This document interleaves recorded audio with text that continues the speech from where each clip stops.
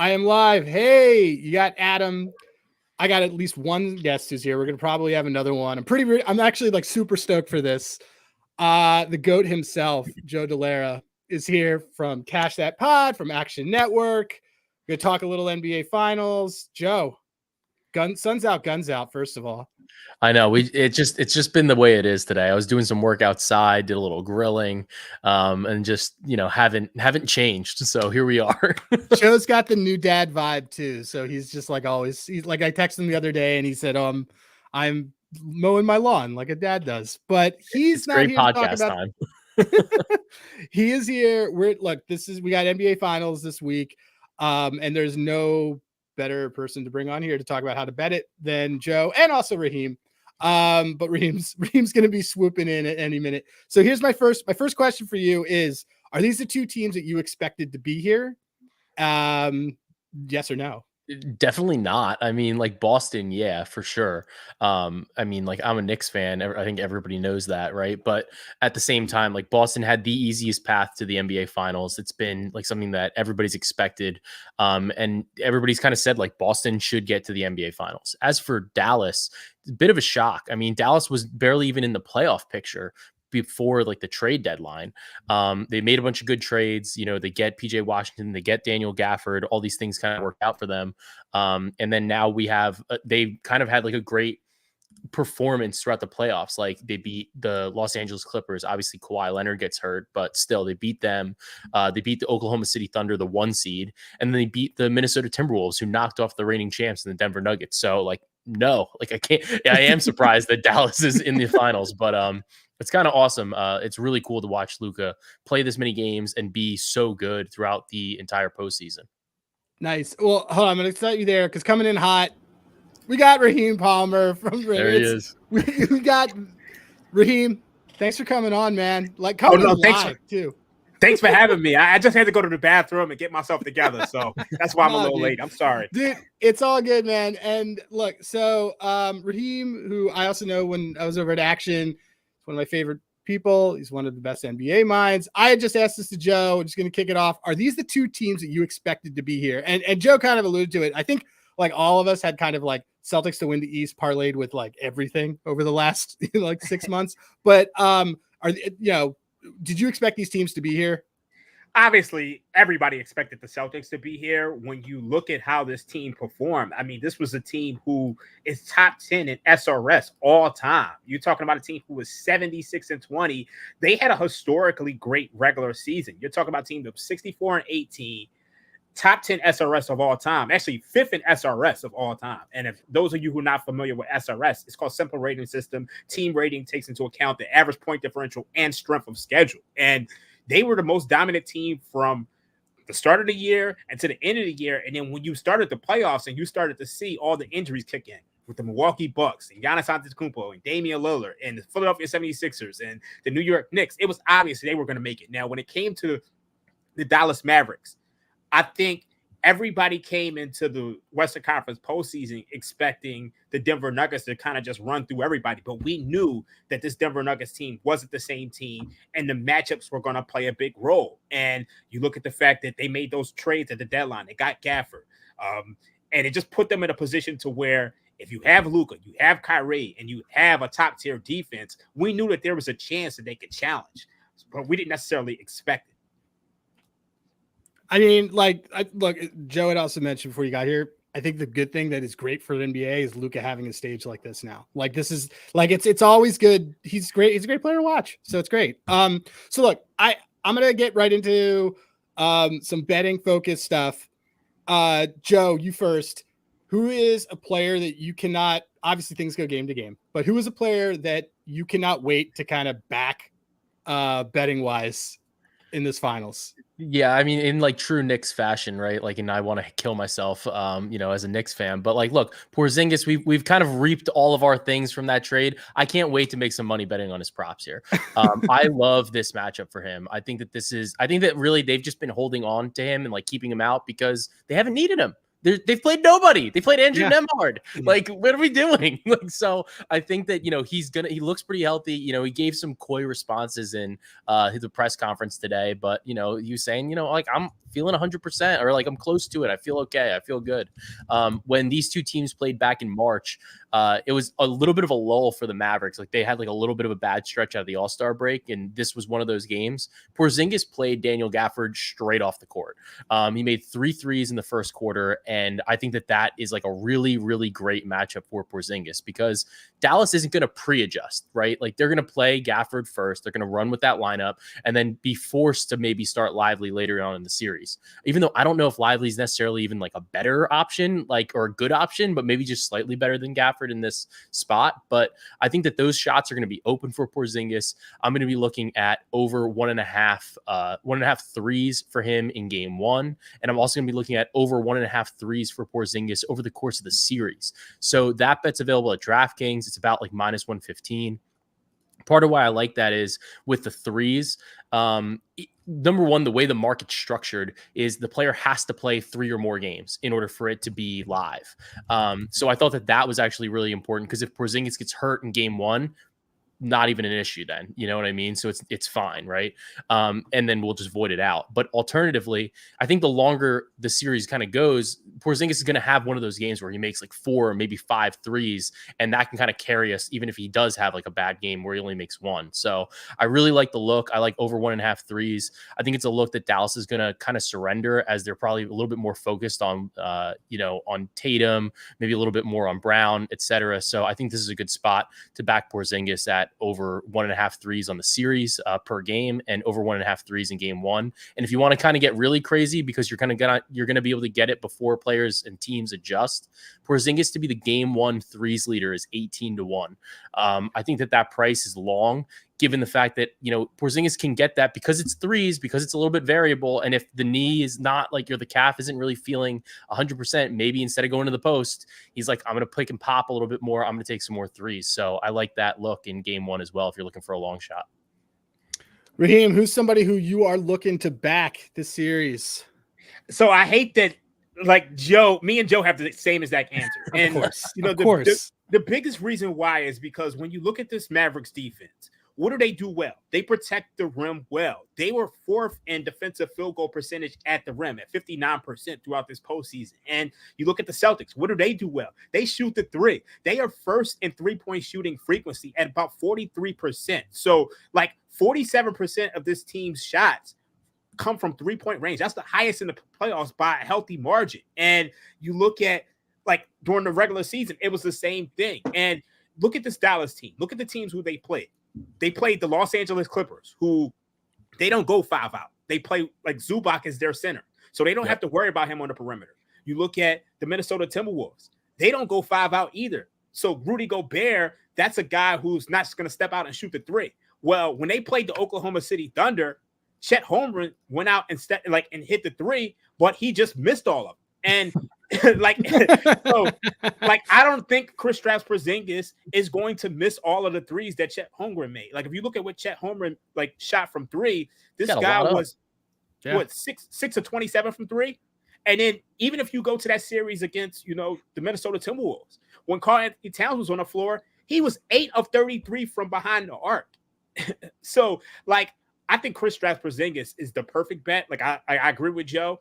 1.5 threes, that's already juiced up to -160 for a reason. So, that was one I had circled. But I would also add to that Al Horford, because I think Al Horford is going to get the same looks that Kristaps Porzingis is going to get. So, and I think the biggest thing is that with Kristaps Porzingis back, you're not going to see those Sam Hauser minutes, or some of those minutes that you just saw from the Celtics role players. It's all going to be filled by Kristaps and Al Horford. You're not going to see Luke Cornett out there as much. So I would take Al Horford 1.5 threes as well. I think you got to go over on both of those guys. I think both of those guys are going to have a big day, because when you look at how the Dallas Mavericks have defended guys, they were fine with letting Josh Giddey and Karl-Anthony Towns and Chet Holmgren shoot the ball. They even let what's my guy's name? Jaden Williams. They let him shoot the ball. So it's just they're going to get those looks. So definitely Kristaps Porzingis and Al Horford. So, okay, Raheem, who is a guy you are looking to fade in this series? And then Joe, same question. I think the biggest guy, I mean, that stands out to me is that I'm worried that Daniel Gafford is going to get played off the floor. Like, I don't know what he Like like. Steven Adams style, like a couple years Yeah, ago, like when and like that that was series awesome. bet.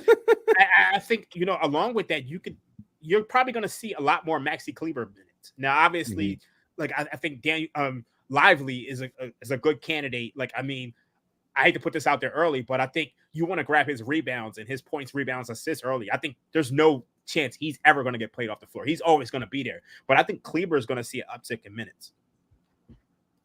Joe, Yeah, what are you thinking? I like that look for Kleba. In game one, I already bet Daniel Gafford under 1.5 blocks. It's a bad series to be playing blocks anyway, just because just based on what Boston's shot profile is, right? Like, I think that it's definitely like a tougher matchup, right? And it's a tougher situation for Gafford. Boston takes a lot of threes. Gafford's playing in a drop, like really, really kind of a rough scenario for him. I do think that like Derek White might have like an interesting series, at least from like a defensive stat perspective, right? Because I think, and Raheem, like maybe you disagree, maybe you will agree.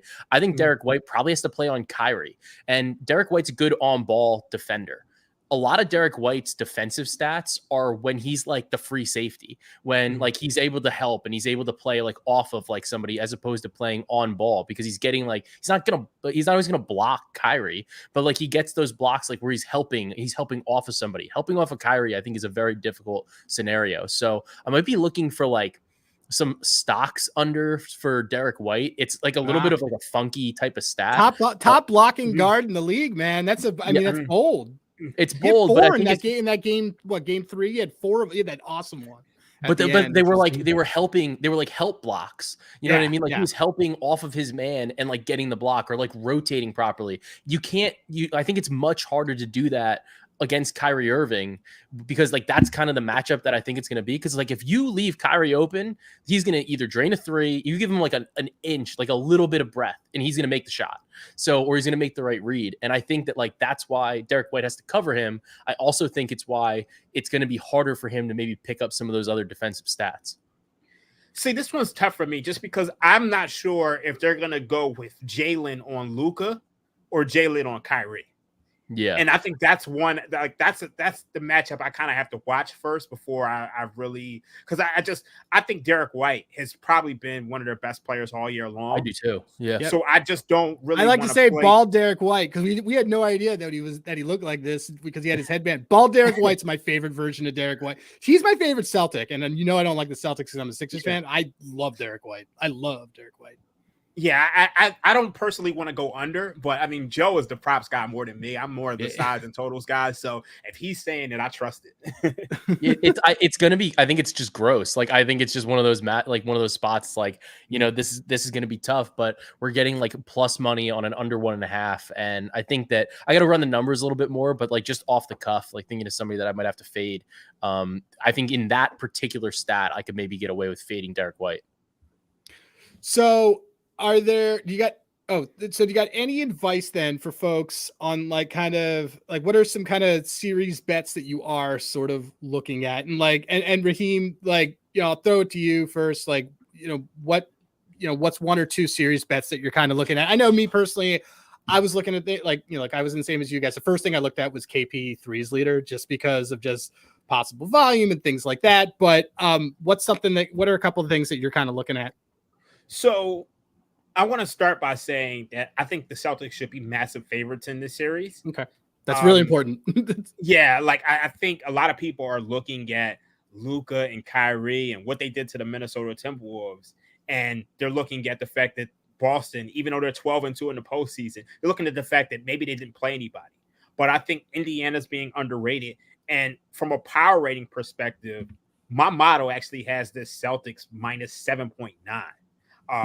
And that should denote a spread that's way higher than money line that's way higher than the 245 that we're seeing in the market right now. Like at 245, what are we talking? This team has a 71% chance. I think they probably should have closer to an 80% chance of winning this series. So I think most people, they already knew that the Celtics were going to win the East, and they got in on better numbers. Celtics at minus 125, Celtics at minus 130, minus 140, minus 150. The minus 225, there is some value on that. So if you don't have the Celtics already, I can't get mad at you for playing it. But I think looking at the series spread, minus 1.5, I think you're getting a bargain. I'm giving Luka and Kyrie enough respect that I'm willing to play the Celtics in 6 at plus 470. But I think you could lay the minus 1.5. There's going to be some people who are going to play the 2.5 on the series spread. I'm probably just going to play it Celtics in 6 plus 470. So those are the two I'm looking at. Yeah, I struggle to see this series. Like, I struggle to see a sweep. I just think that Boston like kind of fucks around like too much for it. Like, and the way that their shot profile is, like, they're gonna have a bad shooting game, and then Dallas, like, other teams might like roll over a little bit, like, but Dallas has come back from these like crazy deficits throughout the playoffs where it's like they're down 25. Like, other teams would be like, oh fuck, like this, we're done, we're toast. Dallas is gonna be like, whatever, like we got 2.5 quarters left, like we're fine, you know.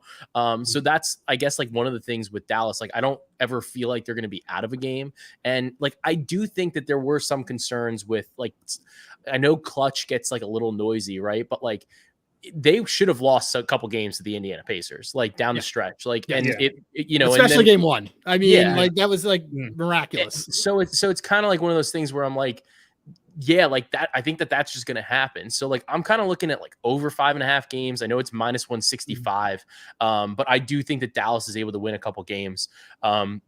Alternatively, I kind of agree with you. Like, I like Boston in 6. I like Boston over the course of the series. Like, I think Boston game 1, Boston series, like minus 130. I think it's up to minus 150 now in the market. I think that's also fine. I want to ask you a question. I want to ask you guys a question, because it's so funny how we frame these things, because you could argue that the Dallas Mavericks should have lost both of those first 2 games against the Minnesota Timberwolves, but they pulled it out in the clutch. Yeah. And yet we give the Mavericks credit for what they did in the clutch, but we don't give the Celtics credit for what they did in the clutch. Yeah, I mean, I think a lot of it is right, because Minnesota has the best like defense in the league, and you know, when you like, just when you watch the games, and I know this is kind of like the math versus the like, what do you see with your eyes, right? And you know, like you watch Luka, you watch Kyrie, and you're like, yep, nope, like they got it. And honestly, it's not like they're taking better shots; they're just making them. And like when you look at what Boston did against Indiana, for example. Indiana, notoriously horrific defense. And then you watched Indiana like give the game away multiple times, where it's like it didn't feel like Minnesota gave the game away. It felt like Dallas took it. Whereas when you watch the games against Indiana, you were looking at it and saying like, all right, like Nembhard's dribbling on another fast break again on a 4-on-1, and he's dribbling the ball off his knee. So it's like that's something that was happening, because when you watch the process from Boston, in the clutch, like Tatum was still taking those like ill-advised step back jumpers from like 15 feet, and it's like going to do that forever. And it's like he's just going to keep doing it. So like hopefully Porzingis helps that, but the windup is when I watched Boston in the few clutch games they've had, Porzingis isn't even catching, like he's not even getting the ball in like those clutch minutes. So it's like everybody talks about Porzingis being super important, same like I do, but if the process devolves at the end of the game, then like I don't know how much it matters. So in a clutch game, I'm always going to want Dallas, but it's hard to like bet that move like from like early on in the series, because you're just like, well, you know, is it like if it's close, then like does that mean like Dallas, like that's their one game to win, or is it that mean like Dallas blew them out a game, Boston like, you know, Boston that like lost a tight game or whatever, you know? So that it's hard to bet, I think, but it might be a better live angle. But I think that's why we don't give Boston the same type of credit, just based on like watching them and then the history of, you know, the clutch numbers kind of being bad. One of my favorite bets that is on FanDuel that I like to do is like largest lead and lose the game, or largest lead and win the game. Like I used to actually, that was a money making bet with the Lakers this year, is like either lose first quarter, win game, or like greatest deficit, like 10 points. That's going to be a fun one, I think, to play for this series, just because to me, Mavericks are sort of like team of destiny right now because of just everything. But the Celtics are just kind of like, you know, a clearly deeper, talented team, and just, you know, get 64 wins not doing that. But that's definitely, in terms of like fun things, that's one of the bets that I'm going to be probably looking to play in every single night is largest deficit and win game 10 or 15 or something like that. But look, I know that you guys both, this is kind of like your media weeks. Joe, you start. So Joe, where can people find you? Where are you off to in 20 minutes? And tell everybody where they can find you, they can follow you. So you can find me on like all the socials at Joe Dellera. That's Dellera. You can find me in the Action Network app. You can find me with my podcast at the Cash That podcast. It's on everywhere that you get your podcast, Spotify. It's Apple, awesome. It is YouTube. Like really good betting advice and really good pick. It's one of the best podcasts. It's great. Yeah, so it's a good time. And then I'm going to be on Adam Kaufman's show, The Gambler, in about 20 minutes. So I'll be on Boston radio, and I'm going to have to tell them somehow that I don't really totally believe in the Celtics. Oh, wow. He'll be fine with it. He lives like 10 minutes down the road from me, so he'll be fine with it. Raheem, where can everybody find you? What's dropping for you this week? So you can find me on the Ringer Gambling Podcast on Spotify and on FanDuel TV over at the Ringer. We're doing East Coast Bias, myself, John Jaskrimsky, and Joe House on Thursday, FanDuel TV, 9 a.m. And then you can also find my show, the Rostradamus show, every Friday on the Ringer Gambling feed. I drop that every Friday. Last week we had Brian Barrett from Off the Pike podcast. He covers the Boston Celtics. This week I got a special guest, somebody who covers the Dallas Mavericks, is hopping on with me. So we're going to be discussing, what we saw in game 1 and then futures for game 2. So that's where you can find me. And then we'll have Ringer Wise Guys in the fall with NFL. Nice. Well, look, guys, thank you both for jumping on. You guys are both good friends. You guys are good. I don't know NBA, so I just follow everything that you guys do and everything that also Brandon tells me to do. I do. So the Phillies though, and the Phillies finally won. Dude, they came back tonight. They did win today. They finally won an extra inning game with the Ghost Runner. Because this is Ghost Runner is the worst rule in sports. It's one of the worst rules in sports. That and penalty kicks are the worst rules in sports. Anyway, we could talk about that forever. So I appreciate you guys. Thanks for coming by, man. No doubt. Hey, pleasure, man. Thanks.